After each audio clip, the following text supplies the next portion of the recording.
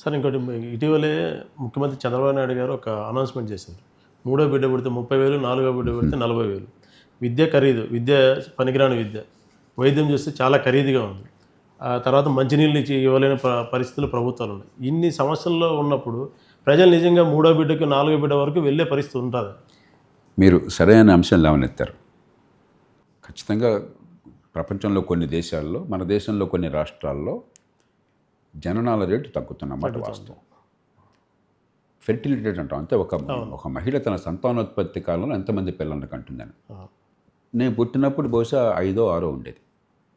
ఒక మహిళ సగటున ఈ దేశంలో 6-7 పిల్లలు కనేవాడు. ఇప్పుడు ఆంధ్రప్రదేశ్, తెలంగాణలో మనం 2 కంటే తగ్గాం. 1.2-3 ఉంది. 1.6 అనుకుంటాను. ఒక దశాంశం అటు ఇటు కావచ్చు. 2.1 ఉంటే జనాభా అదే రకంగా ఉంటుంది. ఇంతకాలం 2 కంటే చాలా ఎక్కువ ఉంది కాబట్టి సగటు మనం ఇంత పెరిగిపోయాం. 32 కోట్లతో ప్రారంభించాం భారతదేశ జనాభా స్వాతంత్రం వచ్చినప్పుడు. ఈవేళ 145 కోట్లు అయిపోయినాం.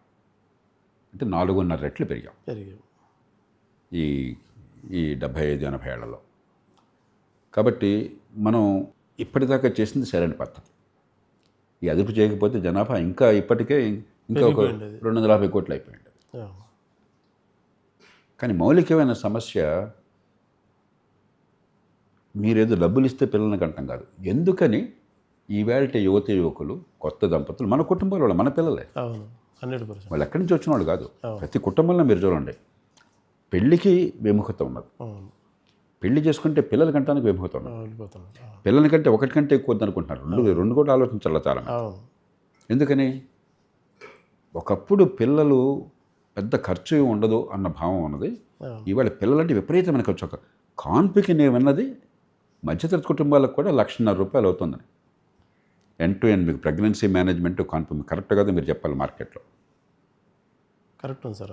అది వరకు దాదాపు ఫ్రీగా అనుకునేవాళ్ళం మనం. అవును, అంటే పెద్ద ఖర్చే ఉండేది కాదు. ఊర్లో మంత్రసాని లేదంటే మరీ ఇదైతే హాస్పిటల్ కొద్దిపాటి మనకి సప్లిమెంట్స్ ఏదో ఇచ్చేవాళ్ళం, టాబ్లెట్లు కానీ మరొకటి కానీ, కొంచెం ఆహారం జాగ్రత్త చూసుకునేవాళ్ళం. అలాగే పిల్లలు పుట్టినప్పటి దగ్గర నుంచి ఆరోగ్యం సంరక్షణ కావచ్చు. స్కూళ్ళకి ఆ ప్రీ ప్రైమరీ స్కూలు, ఎల్కేజీకే ₹1,00,000 ఇవాళ తీసుకుంటారు. పుస్తకాలు 12,000 సార్. సో పిల్లలు బాగుపడాలి అన్న కోరిక ఉంటే, నాకు ఈ మధ్య ఎవరు చెప్పారు, ఒక స్కూల్ ఖరీదైన స్కూలేనో ₹80,000 కేవలం రవాణాకి ఖర్చు ఛార్జ్ చేస్తారు. రవాణా charge, AC bus, AC van, ₹80,000 అట. 4 కిలోమీటర్ల దూరం అట స్కూలు. 4 కిలోమీటర్లు వెళ్ళి రావడానికి బహుశా 200 రోజులు, 250 రోజులు ఉంటుంది కదా స్కూల్. అంతే 360 రోజులు.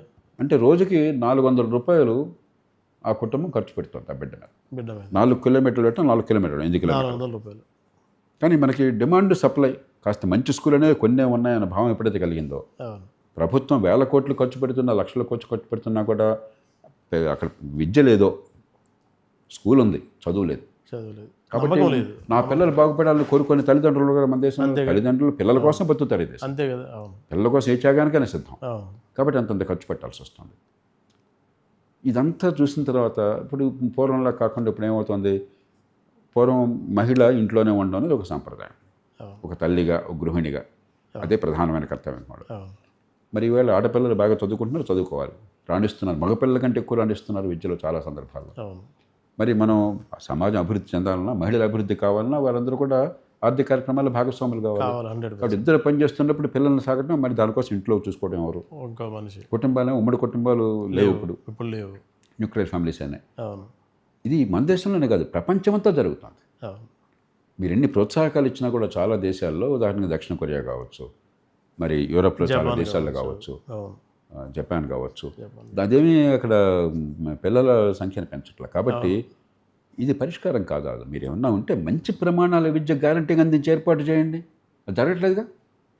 ఇన్ని వేల కోట్లు ఖర్చు పెడుతున్నా కూడా గత 20 ఏళ్ళుగా ఉన్న కొద్దికి ప్రమాణాలు క్షీణించినాయి కానీ పెరగలేదు.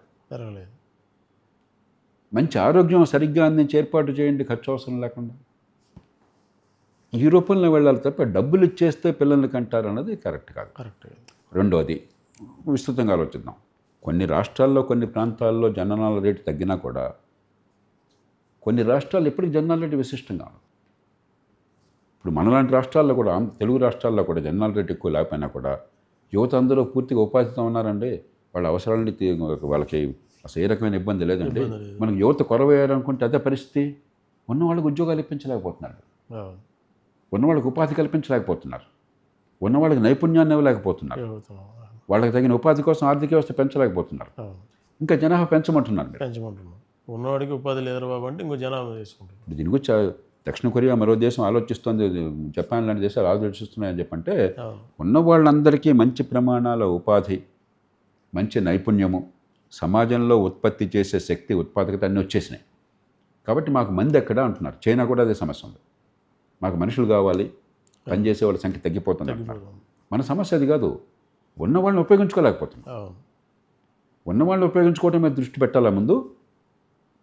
ఉన్న వాళ్ళని ఉపయోగించుకోకుండా కొత్తగా ఇంకా మనుషులను ఉత్పత్తి చేయాలని దృష్టి పెట్టాలా? కొంచెం ఇంగిత జ్ఞానంతో ఆలోచిద్దాం, ప్రాక్టికల్గా ఆలోచిద్దాం. మూడోది, దేశంలో కొన్ని ప్రాంతాల్లో మరింత పేదరికం ఉంది. బీహార్, తూర్పు భారతంలో, ఈశాన్య భారతంలో ఉన్న రాష్ట్రాలు. హైదరాబాద్లో ఎన్ని లక్షల మంది పనిచేస్తున్నారు నిర్మాణ రంగంలో, అవును. హాస్పిటాలిటీ రంగంలో, హోటల్స్, రెస్టారెంట్స్లో, హాస్పిటల్స్ రంగంలో లక్షల మంది ఈవేళ దేశంలో వివిధ ప్రాంతాల నుంచి, ముఖ్యంగా బాగా మనకంటే కాస్త వెనక ఉన్నారు, ఆర్థికంగా అవకాశాలు తక్కువ ఉన్నారని చూస్తున్నారు. అలా ఉన్నంతకాలం ఈ దేశంలో ఏ పౌరుడైనా ఎక్కడైనా నివసించవచ్చు.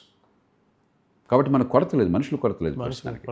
కాబట్టి ఆ మైగ్రేషన్ మీరు మరింత సులభం చేయండి, వాళ్ళని గౌరవించండి, వాళ్ళకి పూర్తి హక్కులు కల్పించండి. అలా దీర్ఘకాలికంగా ఆలోచించాలి. కానీ ఇది చాలా నీజర్క్ రెస్పాన్స్ అంటాం. అంటే ఏదో తాత్కాలికమైనటువంటి రెస్పాన్స్ తప్ప దీనిలో పెద్ద ఫలితం ఉండదు. ఇది కాదు సరైన మార్గం.